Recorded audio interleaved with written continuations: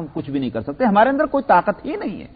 اللہ جو کریں وہی ہوگا، ہمارے کرنے سے کچھ نہیں ہوتا۔ تو پناہ چاہنی چاہیے تھی اللہ کے ان بے وقوفوں کو، ہماری پناہ چاہیے، جس کے نتیجے میں ہماری گردنیں ٹیڑھی ہو گئی اور ہمارے اندر فخر اور غرور اور کبر بڑھ گیا۔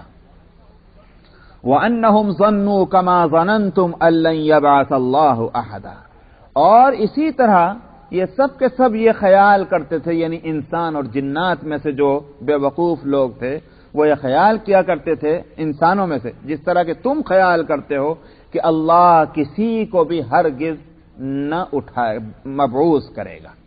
یہاں دو معنی ہیں، اسی لیے میں نے ترجمہ ذرا سا مبعوث کیا ہے، اردو کا لفظ نہیں لایا میں۔ یہاں دو معنی لیے گئے ہیں۔ بعثت کا اصل اردو ترجمہ تو ہے اٹھانا، بیٹھے کو اٹھا دینا، یہ ہے بعث۔ اسی واسطے ڈیلیگیشن کو بھی بعث کہتے ہیں، بعثہ، اس لیے کہ آپ اس کو اٹھا کر کہیں بھیج رہے ہیں، جاؤ بھائی ہماری طرف سے۔ اور قیامت میں جو قبروں سے انسان اٹھیں گے اس کو بھی کہتے ہیں بعث، والبعث بعد الموت، وہ اٹھنا ہے قبروں سے۔ انبیاء علیہ الصلاۃ والسلام کو جو دنیا میں بھیجا جاتا ہے نبی بنا کر، ان کو بھی بعثت کہتے ہیں، اس لیے کہ ان کو کام سپرد کیا جاتا ہے، کھڑے ہو جاؤ اور اللہ کے دین کو پھیلاؤ، تو اس کو بعثت کہتے ہیں۔ یہاں سوال یہ ہے کہ لن یبعث اللہ احدا، اللہ ہرگز کسی کو مبعوث نہ کرے گا، کیا معنی ہے؟ تو مفسرین نے دونوں معنی لیے ہیں کہ دو معنی ہو سکتے ہیں اور دونوں میں بھی کوئی حرج نہیں۔ ایک تو یہ کہ یہ عقیدہ بھی تھا کہ بس اب کوئی نبی آنے والا نہیں، اب کسی نبی کی بعثت نہیں ہوگی، یہ بھی لوگ سمجھا کرتے تھے، اس طرف بھی اشارہ کیا۔ اور انکار آخرت کا بھی عقیدہ تھا، اللہ میاں کسی کو مرے بعد کسی کو نہ اٹھائیں گے۔ تو دونوں معنی ہو سکتے ہیں، ایک گنجائش ہے اس کی۔ تو ہم خیال کرتے تھے یہ انسان جس طرح تم خیال کرتے ہو کہ اللہ کسی کو مبعوث نہ کرے گا۔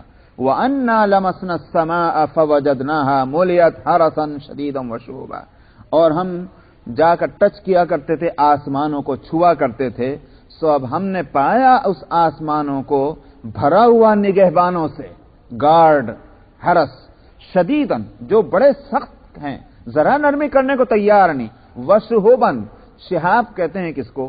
یہ دراصل جیسے شعلہ، آپ نے دیکھا ہوگا کبھی چاندنی رات، اس میں ستاروں والی رات میں، یہاں تو کہاں دیکھتے ہیں جی، وہ اپنی انڈیا پاکستان میں کھلے صحن میں جب لیٹا کرتے تھے تو نظر آتے تھے، تو وہ ستارے ٹوٹے، وہ ہم کہتے تھے ستارہ ٹوٹا، وہ ایک لمبی سنا ہے، اور اس کو کہا جاتا ہے شہاب، شہاب ثاقب۔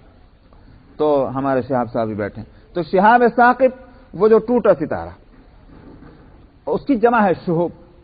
تو یہ کہتے ہیں کہ ہم اب بھرا ہوا پاتے ہیں آسمانوں کو حرس سے، نگہبانوں سے جو بڑے سخت ہیں، ذرا رعایت نہیں کرتے، اور شہابوں سے بھی بھرا ہوا۔ تو اب یہ ہوتا ہے کہ کوئی ہم میں سے جانے کی کوشش کرتا ہے تو ادھر تو وہ فرشتے دوڑتے ہیں ہماری طرف، اور ادھر جو ہے وہ ایک شہاب جو ہماری طرف لبکتا ہے جلانے کے واسطے، اور ہم وہاں سے بھاگ پڑتے ہیں۔ یہاں ایک یہ سوال پیدا ہو سکتا ہے، آگے بتاؤں گا، یہاں نہیں، ٹھیک ہے آگے بتاتے ہیں۔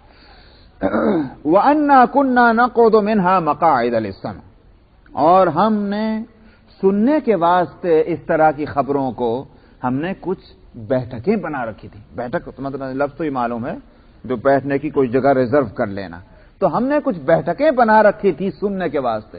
تو وہ فضاؤں میں آپ دیکھتے ہیں، بھائی اب تو ہمارے انسانوں کا بنا ہوا ہیلی کاپٹر بیچ میں ٹھہر جاتا ہے، تو وہ جو مچھلی مار کی طرح سے وہ مچھلی پکڑنے والا وہ چڑیا جو ہے وہ ٹھہر جاتی ہے۔ تو پرندے جس طرح سے فضا میں ٹھہر جاتے ہیں، اللہ نے یہ قدرت جنات کو دی ہوگی کہ وہ فضاؤں میں ٹھہر جائیں، اور جب تک ٹھہرنا چاہیں اس وقت تک وہاں ٹھہرے ہوئے ہیں، گرنے ورنے کا سوال نہیں۔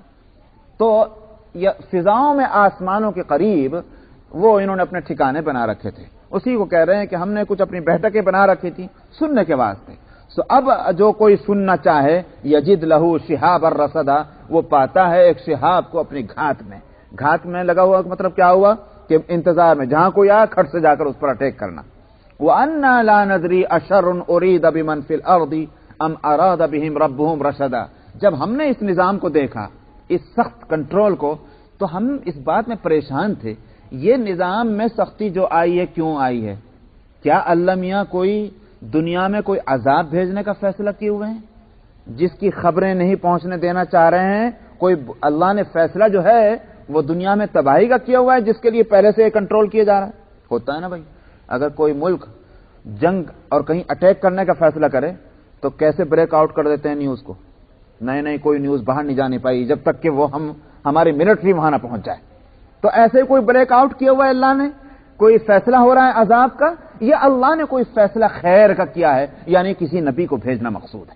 ہمیں اس وقت پتہ نہیں چلا تھا جب ہم نے اس نظام کی سختی کو دیکھا, تو کہ ہم نہیں جانتے تھے کہ اللہ نے زمین میں رہنے والوں کے لیے کسی برائی کا ارادہ فرمایا ہے یا ان کے رب نے کسی ہدایت کا اور رہنمائی کا فیصلہ فرمایا.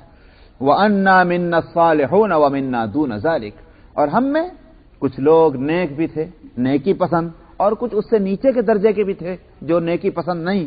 كُنَّا طَرَائِقَ قِدَدًا, ہم میں مختلف ٹولیاں بنی ہوئی تھیں, کچھ نیکی پسند تھے, کچھ برائی پسند تھے. وَأَنَّا ظَنَنَّا أَن لَّن نُّعْجِزَ اللَّهَ فِي الْأَرْضِ وَلَن نُّعْجِزَهُ هَرَبًا, اور ہم اس بات کا خیال تو کرتے تھے کہ ہم اللہ کو زمین میں ہرا نہیں سکتے, عاجز نہیں کر سکتے, اور نہ اس سے بھاگ کر کہیں جا کر اس کی پکڑ سے بچ سکتے ہیں. بتلانا یہ ہے کہ اس نقطے کو سمجھیے, یہ بتلانا یہ ہے کہ دیکھو تم جن بے وقوفیوں میں مبتلا ہو اے انسانوں, اے کفار اور مشرکین, انہی بے وقوفیوں میں جنات مبتلا تھے. ایک طرف تو خدا کو قادر مطلق کہتے ہو, اور دوسری طرف تم جو ہے اس کے ساتھ شرک بھی کرتے ہو, یہ عجیب بات. اور تیسری طرف تم اس بات کو ماننے کو تیار نہیں کہ اللہ سبحانہ و تعالی قیامت میں مرنے کے بعد انسانوں کو قیامت میں پھر دوبارہ اٹھائیں گے. قادر مطلق ماننا اور پھر ساتھ میں اس بات کو نہ ماننا کہ اللہ میں دوبارہ نہیں اٹھا سکتے, یہ کتنی بے وقوفی کی بات ہے. تو جنات بھی اس بے وقوفی میں مبتلا تھے, مگر قرآن کو سنا تو حقیقت کو پا لیا, اور اس حقیقت کا انہوں نے اعتراف کیا ہے کہ ہم ان غلطیوں میں مبتلا تھے اور ہم اپنے اصلاح کر لی ہے. وَأَنَّا لَمَّا سَمِعْنَا الْهُدَىٰ آمَنَّا بِهِ, اور اب جب کہ ہم نے سن لیا ہے ہدایت کو تو ہم اس پر ایمان لے آئے.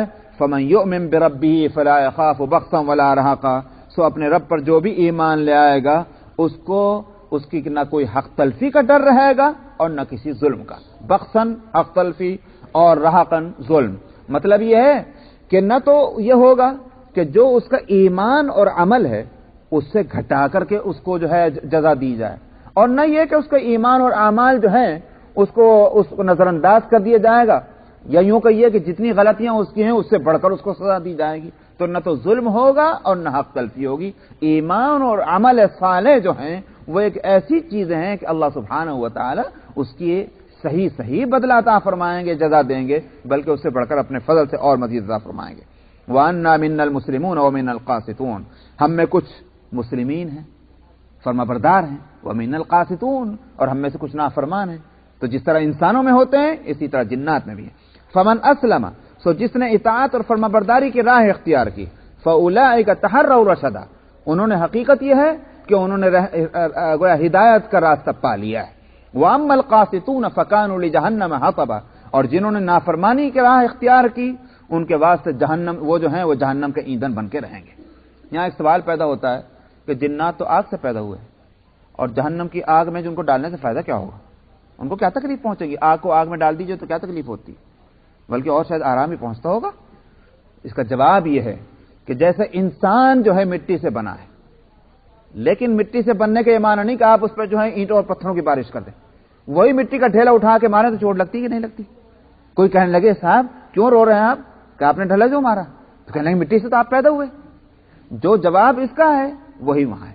اصل بات یہ ہے کہ مٹی سے پیدا ہوئے انسان, لیکن اس وقت مٹی نہیں ہے, اس وقت ہماری فارم کچھ اور ہے. تو اصل حقیقت کچھ بھی ہو, دیکھنا اس وقت کی شکل کو ہے. اسی طرح جنات کی اصل حقیقت آگ ہوگی, لیکن جب ان کی تخلیق مکمل ہوئی تو وہ کسی اور فارم میں ہیں. تو آگ سے ان کو اسی طرح تکلیف پہنچے گی جہنم کی, جس طرح کوئی انسان جو مٹی سے بنا ہوا ہے اس کو آپ مٹی کا ڈھیلا اٹھا کر مار دیں تکلیف پہنچتی ہے اور جسم زخمی ہو جاتا ہے. تو جہنم کی سزا جنات اور انسان سب کے لیے ہے. فکانوا لجہنم حطبا, اور یہ جو ہوں گے وہ جہنم کے ایندھن بن جائیں گے. بس آیت نمبر 16.